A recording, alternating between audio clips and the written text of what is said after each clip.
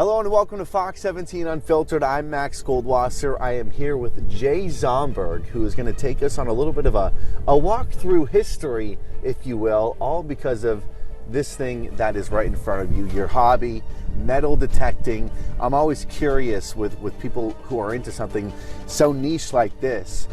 What inspires you to get involved in the first place? I guess the story is what inspires me. You don't know what you're digging up. It could literally be a pop top to a can, or it could be some of this other stuff that we find, harmonica reeds that a kid was playing with back in the turn of the century under a tree somewhere. So to me, it's just all about the story. And we do have a lot of cool things here on the table. Mm-hmm. I will say we've spoken to a metal detector in the past, and he said it's not necessarily about what you find, it's the journey you go through to get to that treasure. Yeah. Put me in your shoes. When you got the headphones on, you're out there in the field, wherever it is, what is it like to be in that position? Right off the bat, it's extremely calming. It's just you and some beeps in your ear.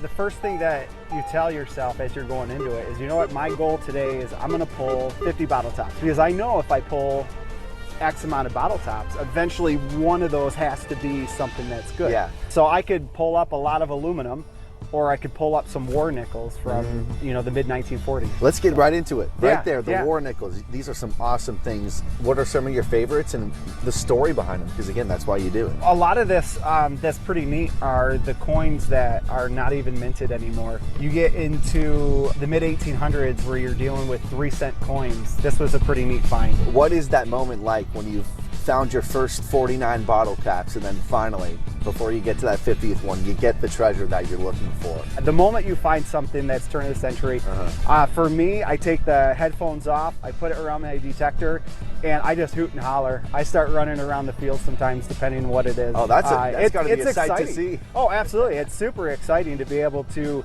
pull something up, especially coins or rings. And it's not just a value to you and the things that you found. It sounds like you've kind of connected people with things that are of value to them and in their past as well. And that's going to be a whole different level of special for you. Oh, absolutely. The neat thing is you're pulling up items that have their own stories, but when I pull up the rings and I'm able to return it, in a way, I'm also part of that story now.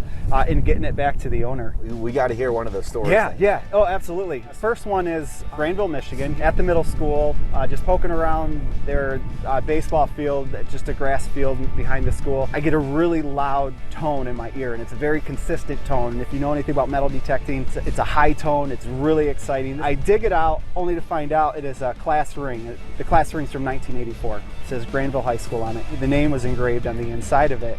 And it turned out it was a professor from Grand Valley State University, and got in touch with him, drove out to his house, and was able to get his ring back to him. What was that moment like? To yeah. return something to him, because this is just a brand new item that's come into your life, but for him, years and years of memories going through his own head. Oh, absolutely. He literally thought he'd never see it again, and there it is on his porch in his hand, and he's just staring it down. It's warming, to be honest. Oh, I'm sure. And then the other one happened when you were on vacation. This isn't the first time he's been interviewed by the news for metal detecting. That other one was a pretty cool story too. Yeah, so this is the most exciting story for me. It's down in Florida. There was a Facebook message, part of the Anna Maria Island group, which is where we were staying at the time, that just said, hey, I just got married yesterday. I fly out tomorrow to go back home. I lost my wedding ring. We met them, I believe it was 5 or 5:30 in the morning, and we walked everywhere to try to find this ring. We got to the point where the ceremony was on the beach, and I started detecting, and I bet within 10 minutes of us being there, I found it. But the coolest part is that her husband was really quiet, didn't say a whole lot of words. But the moment I found the ring and I pulled it up, you just hear this loud scream. He jumps up, gives me a big bear hug after that, and Not quiet anymore. No, not quiet at all anymore. No. But it's moments like that that just make it so rewarding.